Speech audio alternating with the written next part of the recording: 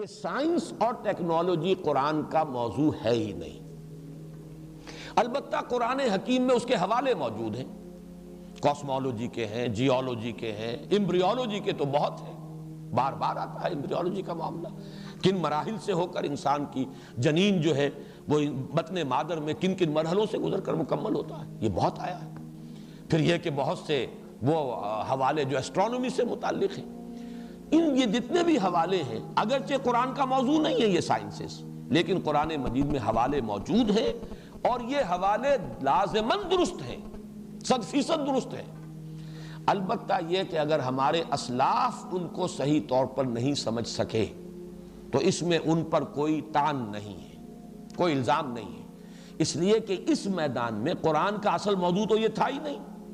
اور یہ چیزیں سمجھ میں آ سکتی تھی جبکہ خود انسان کا وہ انسانی علم جو ہے ترقی کر کے اس حد تک آئے کہ وہ ان حوالوں کو سمجھ سکے، ورنہ یہ ہے کہ اس کے بارے میں اگر کوئی غلط تعبیرات پہلے ہو گئی ہیں تو اس میں قطعاً کوئی شے جو ہے تان والی نہیں ہے، الزام والی نہیں ہے ہمارے اسلاف کی۔ یہاں تک کہ میں آخری بات کہہ رہا ہوں، قرآن میں جو ریفرنسز آئے ہیں ان فزیکل فینومینا کے، ان میں کوئی شے حقیقت کے خلاف نہیں ہو سکتی۔ اس کے ضمن میں ڈاکٹر رفیع الدین کا ایک قول، شاید انہیں بھی کہیں اور سے ملا ہو، لیکن مجھے چونکہ انہی سے ملا، میں انہی کے حوالے سے عرض کر رہا ہوں۔ بڑی پیاری بات وہ کہا کرتے تھے، یہ کائنات اللہ کا عمل ہے اور قرآن اللہ کا قول ہے، قول اور عمل میں کوئی فرق نہیں ہو سکتا۔ انسان کے قول و عمل میں بھی اگر کوئی فرق ہو اور تضاد ہو تو گویا کہ وہ انسانیت کی سطح سے کچھ نیچے اتر جاتا ہے، تو اللہ کے قول اور عمل میں تضاد کیسے ممکن ہے؟ لازماً یہ حوالے 100% درست ہیں کہ سائنٹیفک فینومینا